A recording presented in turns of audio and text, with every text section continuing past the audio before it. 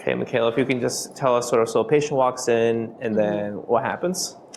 So they walk in, they check in here in our front desk with one of our nurses or front desk staff, and we just make sure they fill out all their forms and also just finish paying their appointment. That's $72. And then do they bring them back to, like, when you guys do the pictures? So after that's done, yes, our team will take them to our room here where there's a nice like light fixture just so we get really nice lights. This is one of our nurses, Leila. And we like having like a neutral background pictures, which we'll do our befores and our afters. And we do 5 pictures. So front, 45 left, 90 degree left, and then the same on the other side. So we get all the angles. So all the pictures are done in one room, the same room? Yes. And then is it a particular person's job to do it? Is it the front desk? Who's the one that actually brings them back to do the pictures? Our nurses will do that. And so that's the front desk, right? Yeah. So it would be the same. So a person checks in, they bring them back here to take the pictures, and then what happens to the patient there? Do they do the consult here, or do they get handed off to a different room? They so we have 5 rooms, so we use mostly like 4 rooms. So if one of our consult rooms are available, we'll take them to our consult room, just because this is the main like treatment room.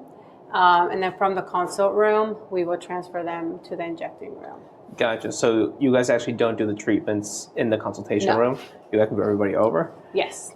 Have you guys ever had a situation where it's like, or the treatment room's like too backed up? Or there's like a wait? Yes, but what's really nice is that people don't like pain, right? Yeah. So what buys us some time is like the numbing time. Okay. So people are okay with that. Usually they're happy like spending more time numbing so they don't have to like, feel pain. Okay, cool. Have you had any situations like that where it's like gotten backed up or not been too bad? Worst case scenario, we will do it in the rooms because do you want to see? Yeah. So our consult rooms, they do have a bed, and we can always like lift them up where we can treat them.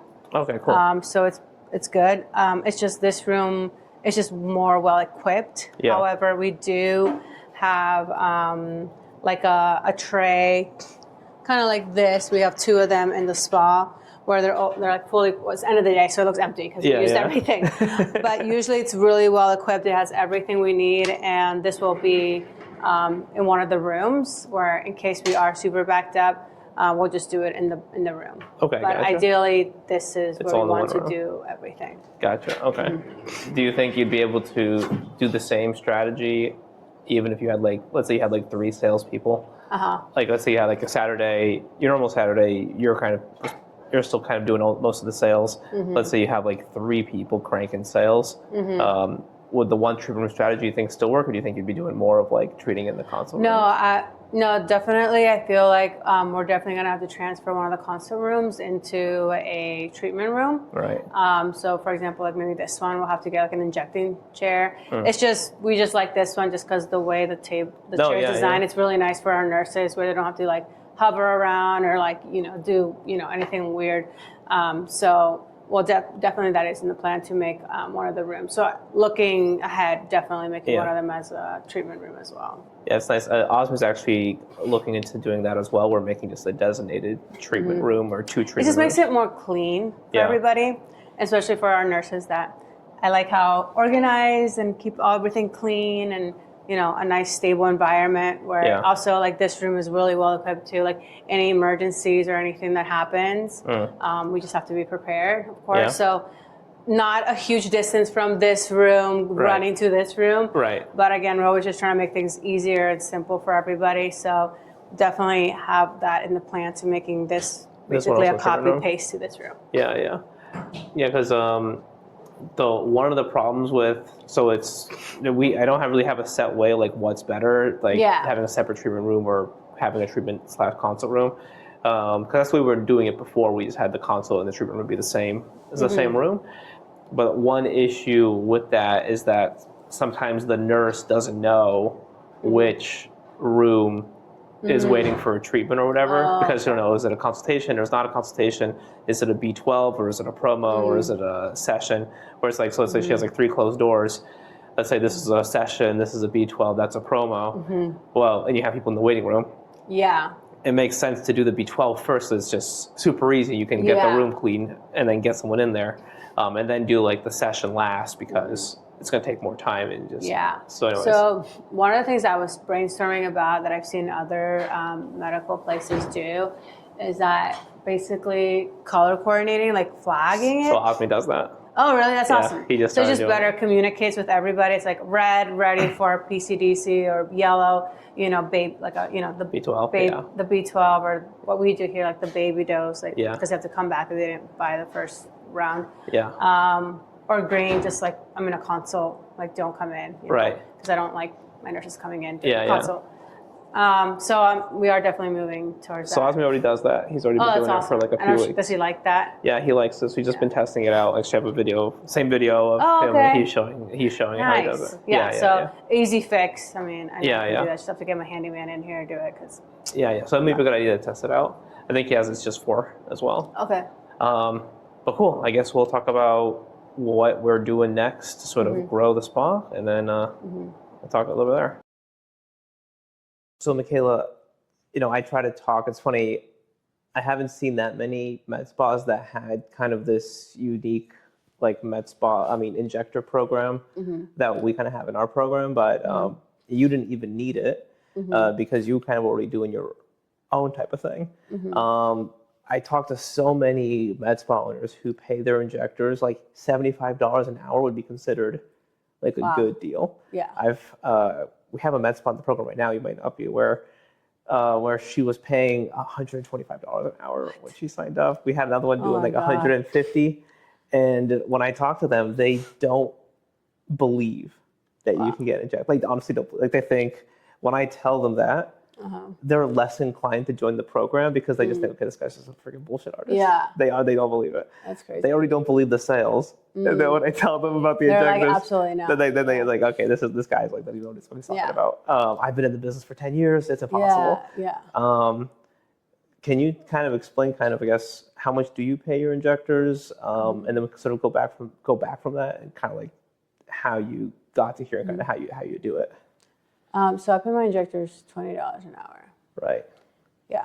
And then so do you want to talk about before? Share everything, yeah. So I initially, from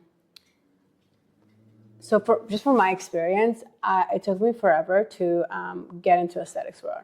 It's just a very, very competitive, and it's been like now like more than 5 years. I think it's been like maybe like 6 years at least since I was even interested in aesthetics, and it's 6 years later and it's still super competitive, if not even more, I would say, which is crazy.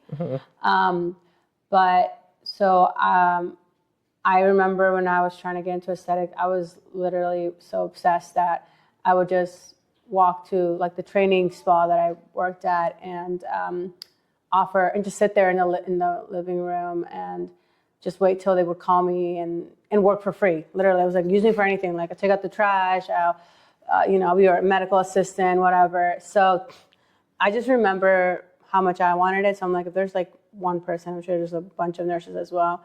So then, fast forward to me owning a med spa, I needed a nurse who started to pick up, but I didn't have money to even pay. I didn't have money to even do $20 an hour. So, but I did. And this is right outside of DC, by the way. Yeah, it's like the third most expensive city in the nation. Yeah, very expensive. Like, yeah, we can talk about that later. It's super expensive. But anyways, I was a trainer for like neurotoxin, and I think the number of people I trained was like more than like 50. Honestly, I think 50 would be like on the generous side.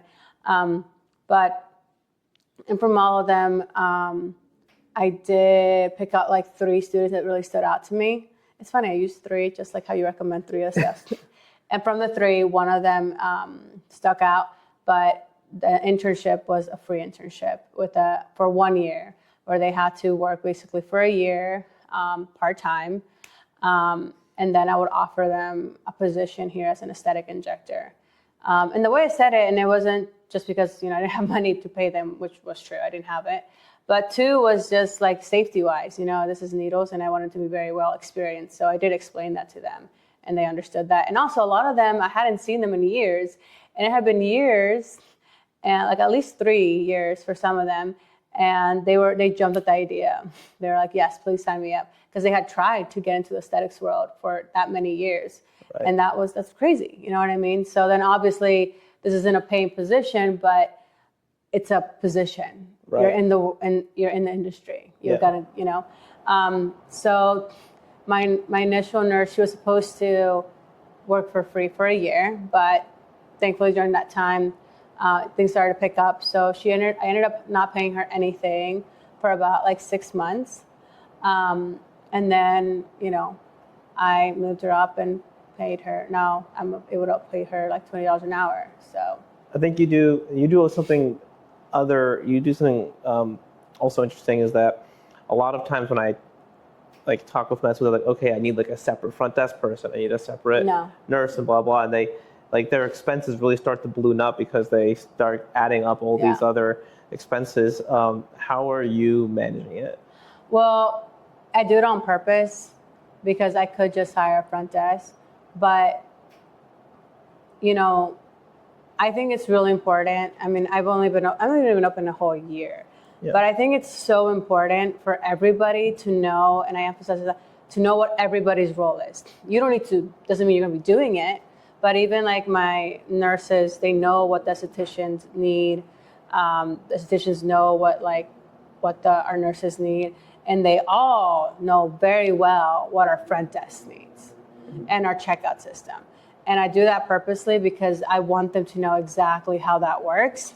Because if someone calls out or something, it's not like we're losing our mind, like, oh my God, like Samantha's not here or something, and everyone's just like, and then I'm losing my, head, and I'm just like, so to avoid that, I do it in a way where my nurses, they are up here, and if not, like our esthetician is up here, or I'm up here. Right. You know what I mean? So we all know exactly how this works. So for that reason alone, I kind of do it that way. And then once I know they're like very well, because I one of them is new. Actually, 2 of them are new. So once maybe they know it like really, really well, where they can jump in anytime, I'll maybe consider just having a front desk person. But as of right now, it's working really well. Yeah. And I always tell them every morning when we do meet, either over text or in person, you guys need to help each other without being asked. Right. That needs to be like the culture around here. So how, another thing that by the way, it was really interesting, that you've achieved something in business that I consider to be not a beginner thing, which is, first of all, you've successfully delegated. You've trained another injector, so you've trained someone to do treatments, but you've also gone a step further that now she has trained an injector as well. So you're not even doing the trainings now, which is pretty crazy. How did that come about, and how does that, I think so many business owners are afraid of delegating the actual training part of the business because it's terrifying. Yeah. It's funny because I was sharing with you, it's like I'm at the point where I'm always doing something, but I'll pass by the front desk and I hear about like a complaint, and I jump in and I'm like, wait, who said that? Like, wait, when was this? And they're like, oh, this happened like 2 weeks ago. And I'm like, what? Are they happy? Is everything okay? They're like, yeah, no, they're fine. We took care of it. We did it like you would say. And I'm like, they're happy. And I'm like, yeah, they're good. And I'm like, oh, and that was really like a big thing for me because not so long ago, I was doing it all, and I want to make sure everyone's happy. So I think with like my first nurse, teaching her my other nurse now has been really beneficial in the sense that she's kind of learned from me and from just like shadowing me and just kind of doing it that way. And we kind of built up a system where it's pretty routine, but it's so nice when it's just one treatment. Right. You know what I mean? The provider notes are the same. Yeah. The lot number, all expiration date, it's just the injection sites, the types of pictures we're taking before and afters, the medical questions, the screenings, like all of that's the same. It makes the operation so much easier. So much easier. So much easier. So I think for that reason alone, you know, literally it's just down to it. And I see it. I also see it just, again, just, I love noticing these things, but like I'll just be passing by and I see them training, and even, you know, my new nurse, because she knows, again, like I said, I put them purposely on the front desk. She was training our new esthetician on how to use like the front desk and, you know, where to click and everything. So I love to see like there's, you know, it's clean and clear, and we're all like, it's easy to explain, you know what I mean? So. Well, when this, one last question in regards to this, for this, like, for this injector that's training now someone else, I mean, you're only paying her $20 to $30 an hour, right? I think you mentioned she gets 30 when she's actually injecting. Yeah. Is it that, you know, a lot of people think you can only get quality with money? Obviously, you're proving that's not the case. So what, do you think it's like a personality thing of the person that's like got her to be like this, you know, A player response? Like, is it more the person, or is it more like the fact that the business has really simple processes, or is it a mix of both? Both. Yeah. I think it's honestly both, because they need to be coachable. They need to be open-minded, because even if you have systems, what if they don't want to follow the system? I've been that employee, like, you know what I mean? I've seen people be like that, and it doesn't work. Right. But that being said, a lot of the things I learned where I'm like as myself as an employee in a situation, the moments where I didn't follow protocols in a workplace, or I just went and did my own thing because I knew best, is because there weren't protocols set in place. It was just like a recommendation, or there was nobody there to kind of follow up with me and be like, hey, why didn't you do these notes? Like, why didn't you put the lot number? Or why did you inject 3 syringes instead of like 4? There was nobody doing that. And for that reason, there's that, you build some type of frustration against the company because you're like, I don't even know what I'm doing. It was just a nurse. It's like your medical license. So there's like all these like feelings, you know? So I feel like definitely you need somebody who's like, they're, you know, just their personality, that they want to be there and want to learn. But also huge, I think maybe a little bit more, is definitely your systems, definitely your protocols and all these things. And I think my team just really appreciates having that in place. And it makes me feel better too, and safe to like leave the workplace because I know they know exactly what to do. Right. And there's very small space for error because we've done it so many times. Awesome. So. Any other kind of secrets or anything like that? Anything else to share? I think we got a lot of it. I think that's most of it, honestly. And also just encourage your team, you know, always, I mean, always, and, you know, something I'm trying to do better as always is with my sales. I'm good with my nurses and estheticians. But like, you know, have like weekly like meetings with my team, if not daily ones. And we talk, you know, about everything, you know, good and bad.